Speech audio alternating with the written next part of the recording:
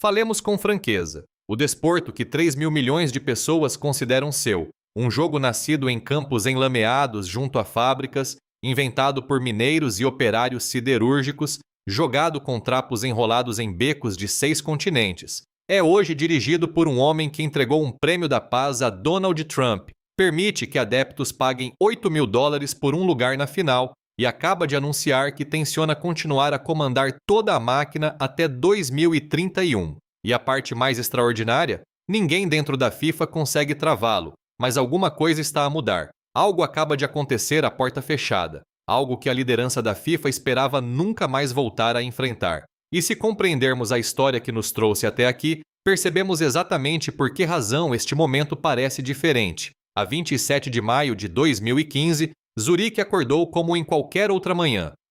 Banqueiros bebiam café, executivos entravam nos escritórios e dentro do hotel de 5 estrelas Bor Aulak, altos dirigentes da organização desportiva mais poderosa do planeta preparavam-se para tratar dos seus assuntos anuais. Depois entrou a polícia suíça e começaram as detenções. 7 dos principais responsáveis da FIFA foram detidos nessa manhã. O Departamento de Justiça dos Estados Unidos tinha tornado pública uma acusação ampla que alegava o pagamento de mais de $150 milhões em comissões ilícitas e subornos a dirigentes da FIFA, dinheiro pago por quem queria uma fatia do Mundial masculino. A então procuradora-geral Loretta Lynch apresentou-se perante as câmaras e descreveu o que encontrou dentro da FIFA como algo generalizado, sistêmico e profundamente enraizado. A corrupção não era obra de alguns maus elementos, era o próprio sistema. O presidente de longa data, Sepp Blatter, que tinha liderado a organização durante 17 anos, demitiu-se em poucos dias, embora não tenha sido acusado. No caos que se seguiu, 31 pessoas acabaram por declarar-se culpadas de crimes que iam de associação criminosa a fraude eletrônica e branqueamento de capitais. Foi o escândalo mais devastador da história do desporto organizado. E, durante uma breve e notável janela nas semanas que se seguiram aquelas detenções, os homens e as mulheres que dirigem o futebol europeu olharam uns para os outros e fizeram uma pergunta que nunca tinham ousado fazer. E se simplesmente saíssemos? Quase o fizeram. As grandes potências do futebol europeu estiveram a poucos dias de romper por completo com a FIFA. Viram a abertura. Estavam prontas para agir. Então avançou um advogado alto, ítalo-suíço, que tinha trabalhado para a UEFA, a Confederação Europeia de Futebol, e disse-lhes que era diferente. Chamava-se Gianni Infantino e prometeu devolver a FIFA ao futebol. Ganhou a presidência em fevereiro de 2016 e a Europa ficou. Naquele momento, havia uma abertura, disse Miguel Poiares Maduro, jurista português chamado depois do escândalo para liderar o novo Comitê Independente de Governação da FIFA. Essa abertura existia. Maduro devia aplicar a diligência devida e a neutralidade política dentro das estruturas da FIFA. Estava ali para tornar as reformas reais, não apenas retóricas. Não durou muito. A liderança de Infantino demitiu Maduro e 2 membros do seu comitê em 2017, apenas 11 meses depois de assumirem funções, após meses de conflito crescente em torno de uma série de decisões politicamente sensíveis. Um desses conflitos envolveu a recusa de Maduro em permitir que o vice-primeiro-ministro russo Vitaly Mutko tivesse assento no Conselho da FIFA, uma violação clara das regras contra a interferência governamental no desporto. Por ter tomado essa decisão, Maduro foi afastado. Nas suas próprias palavras, a liderança da FIFA não queria prestar contas publicamente. A FIFA funciona basicamente como um cartel político, disse Maduro à revista Fortune em junho de 2026, com uma elevada concentração de poder no presidente. No fim, é ele que acaba por determinar quem opera em todos os níveis do futebol. E não ficou por aí. Disse o mesmo aos deputados britânicos. Só a pressão externa alguma vez obrigaria a FIFA a mudar. Por dentro, o sistema fechava-se sobre si próprio. E não foi apenas Maduro. O principal investigador de ética da FIFA, Cornel Borbeli, e o juiz de ética Hans Joachim Eckert também foram afastados em maio de 2017. Borbeli classificou a sua remoção e a de Eckert como, de facto, o fim dos esforços de reforma da FIFA.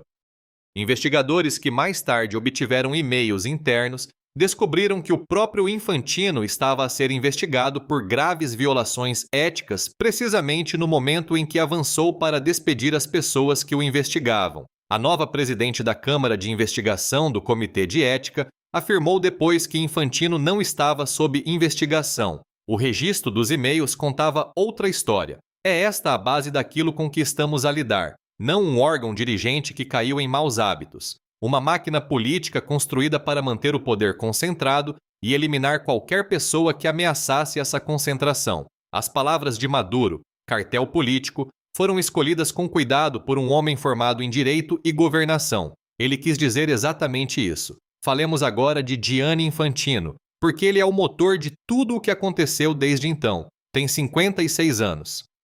É um advogado ítalo-suíço que sucedeu a Sepp Blatter depois da sua queda em desgraça e prometeu uma nova era de transparência. Ao longo da última década, por qualquer medida comercial, entregou resultados enormes. O Mundial deste verão deverá gerar aproximadamente 8.900 milhões de dólares em receitas, cerca do dobro do que arrecadaram os Jogos Olímpicos de Paris 2024. Desse valor, 3.900 milhões vêm dos direitos de transmissão, 3.000 milhões de bilheteira e hospitalidade, 1.800 milhões de patrocínios. As receitas da FIFA neste ciclo de 4 anos deverão aumentar cerca de 73% em relação ao ciclo anterior. O Mundial de Clubes, que Infantino alargou de 7 para 32 clubes, trouxe sozinho 2.000 milhões de dólares em receitas adicionais para a FIFA no ano passado, garantindo ao próprio Infantino um aumento de 33% no seu bônus.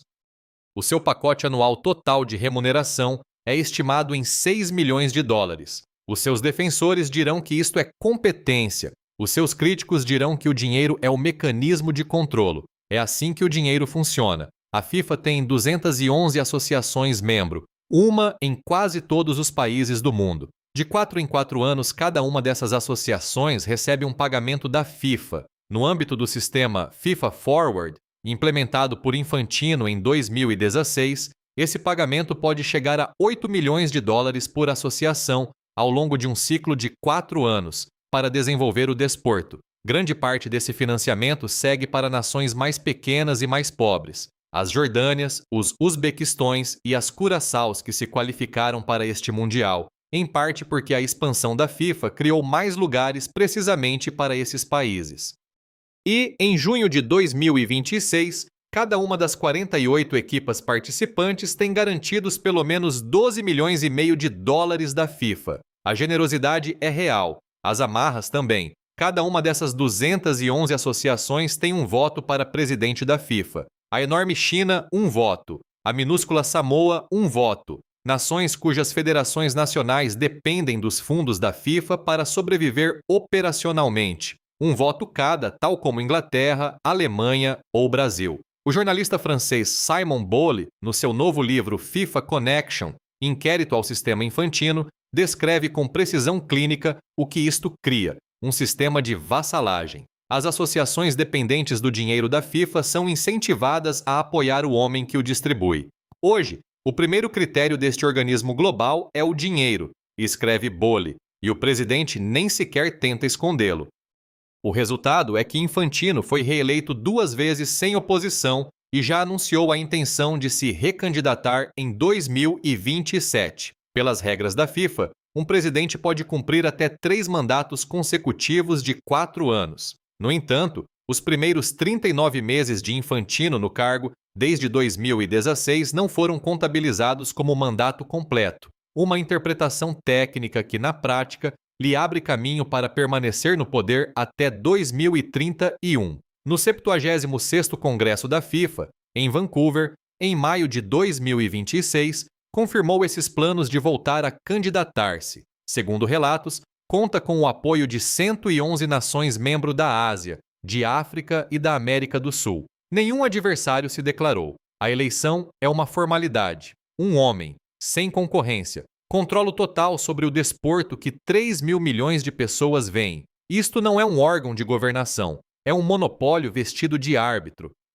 E isto leva-nos ao Mundial de 2026, o torneio de Infantino, construído à sua imagem, realizado no país cujo presidente foi fotografado com ele mais vezes do que qualquer outro líder mundial. O Mundial começou a 11 de junho na Cidade do México e decorre até 19 de julho, quando a final terá lugar no MetLife Stadium, em Nova Jersey. Competem 48 nações, em vez das 32 do último Mundial masculino no Catar. Serão disputados 104 jogos em 16 cidades de 3 países: Estados Unidos, México e Canadá. A primeira vez na história em que um Mundial é organizado simultaneamente por 3 nações. A escala é impressionante. Infantino entregou o maior evento desportivo de que há registro e queria que todos soubessem que era seu, na cerimônia do sorteio do Mundial, em Washington, D.C., em dezembro de 2025, realizada no Kennedy Center,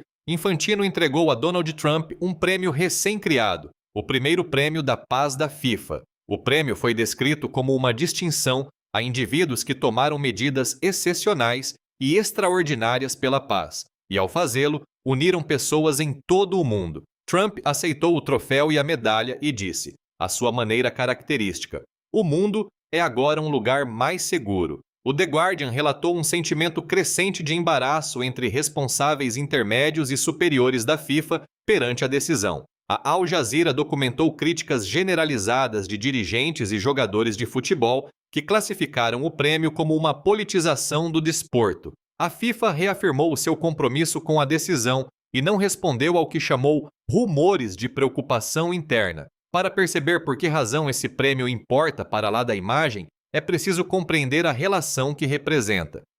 Infantino assistiu à segunda tomada de posse de Trump em janeiro de 2025. Esteve presente na Cimeira de Paz de Trump sobre Gaza, no Egito.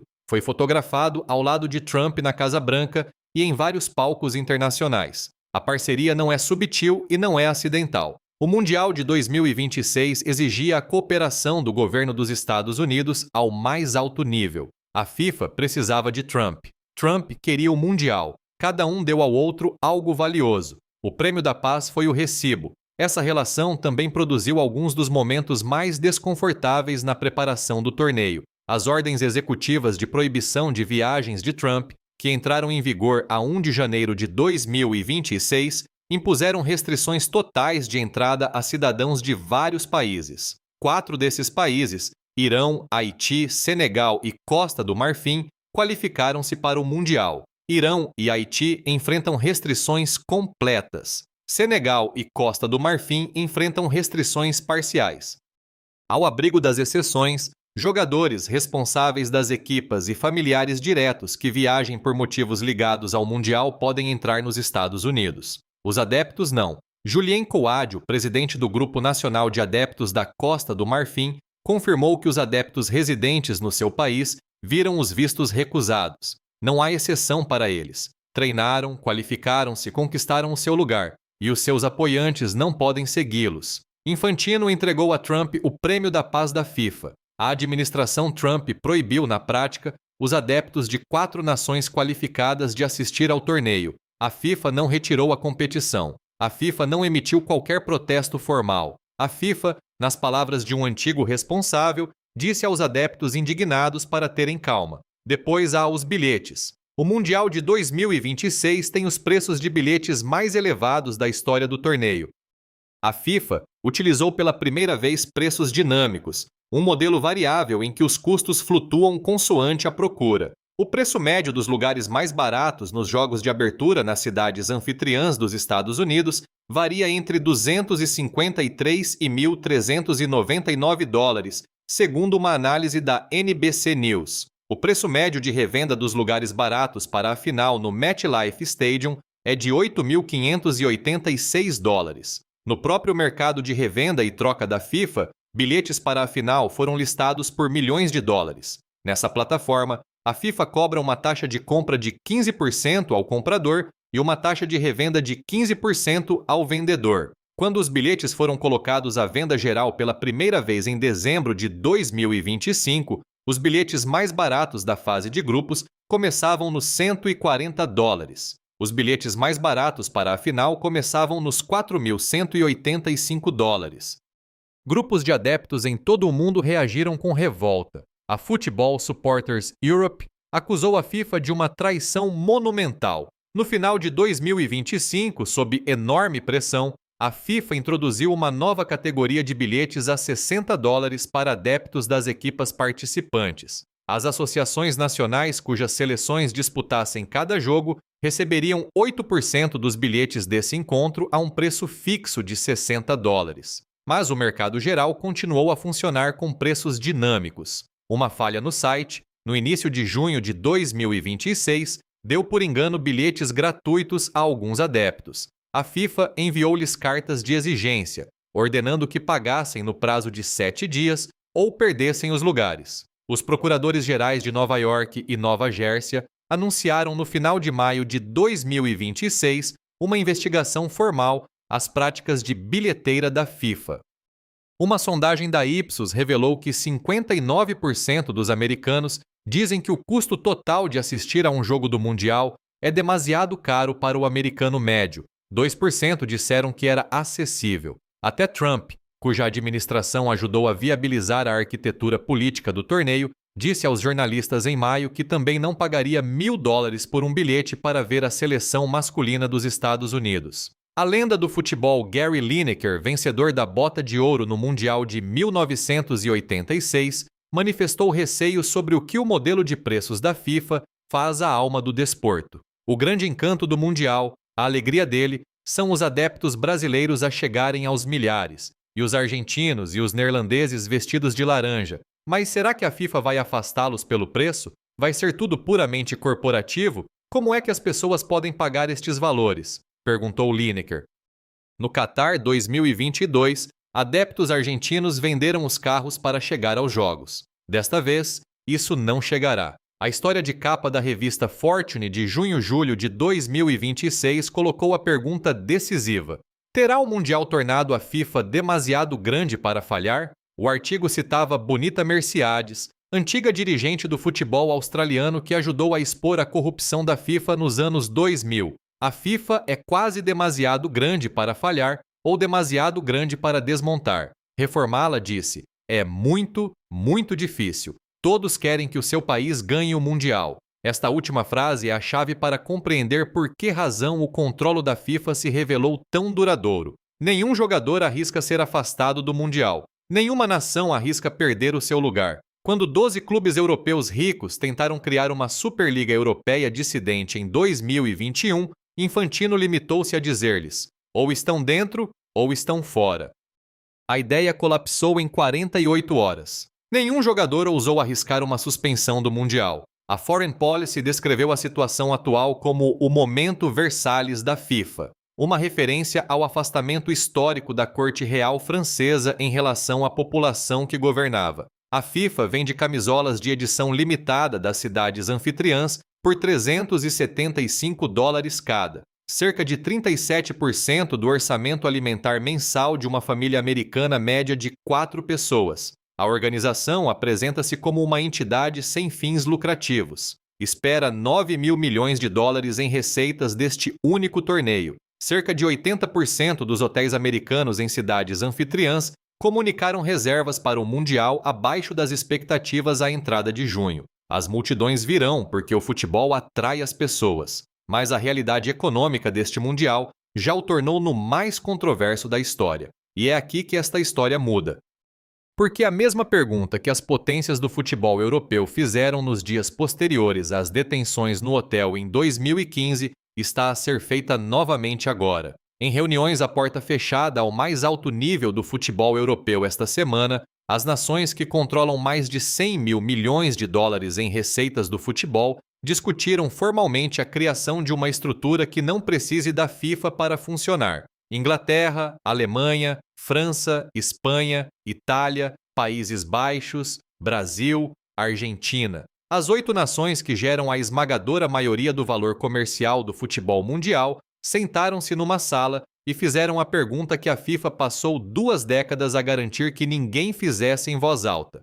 O que acontece se simplesmente sairmos? A matemática torna a ameaça real de uma forma que não era em 2015. Só a Premier League inglesa gera aproximadamente $4 mil milhões por ano em receitas. A Bundesliga alemã a La Liga espanhola, a Ligue 1 francesa, a Série A italiana. Junte-se tudo isto aos gigantes sul-americanos e surge uma economia do futebol de dimensão impressionante. O próprio Infantino disse a investidores na conferência global do Milken Institute, em Los Angeles, em maio de 2026, que a economia global do futebol ronda os 300 mil milhões de dólares por ano, com 70% gerados pela Europa. As 8 nações sentadas naquela sala representam o núcleo desses 70%. A sua força vem de uma realidade estrutural fundamental. A FIFA ganha a maior parte do seu dinheiro com um único evento, o Mundial Masculino. O Mundial só importa porque os melhores jogadores do mundo jogam nele. Esses jogadores jogam nos clubes pertencentes às associações e ligas destas 8 nações.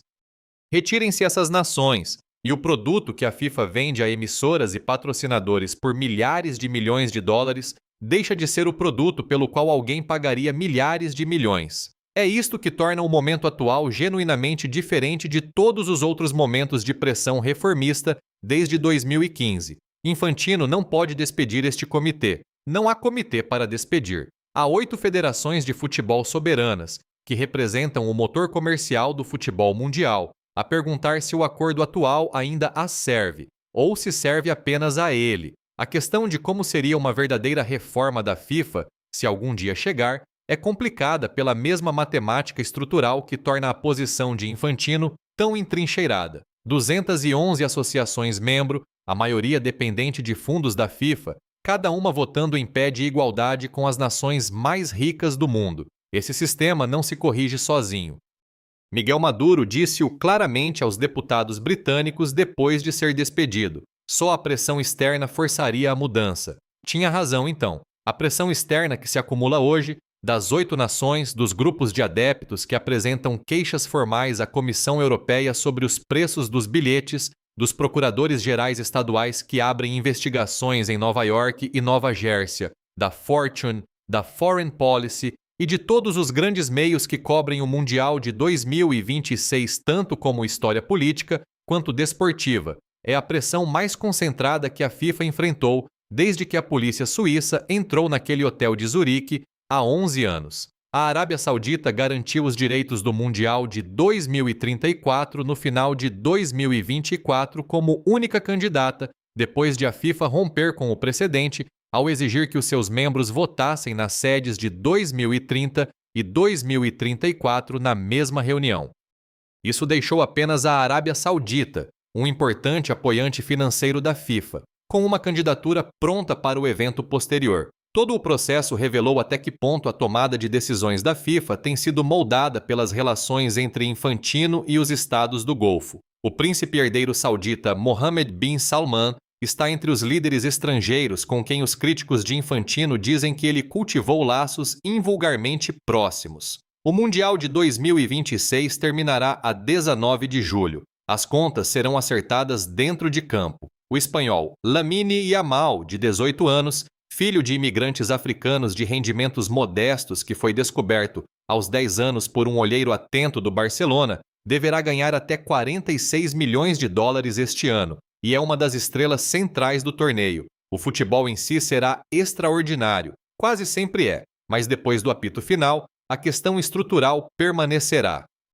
Um homem sem concorrência, com controle sobre o desporto que 3 mil milhões de pessoas amam, a dirigir uma máquina que gerou 9 mil milhões de dólares este verão, enquanto adeptos de nações qualificadas eram barrados na fronteira, enquanto o lugar mais barato da final custava o que uma família de 4 pessoas gasta em comida durante 3 meses, enquanto o comitê de reforma que ele contratou para limpar a FIFA foi despedido por tentar fazer exatamente isso. A história recorda as detenções de 2015 como o momento que quase mudou tudo. Se 2026 se tornará o momento que realmente mudou, dependerá de saber se 8 nações, numa sala fechada, têm a convicção de levar até o fim uma pergunta que a FIFA passou 2 décadas a garantir que ninguém fizesse em voz alta. A abertura existe. Se alguém vai atravessá-la, essa é a história que vem a seguir.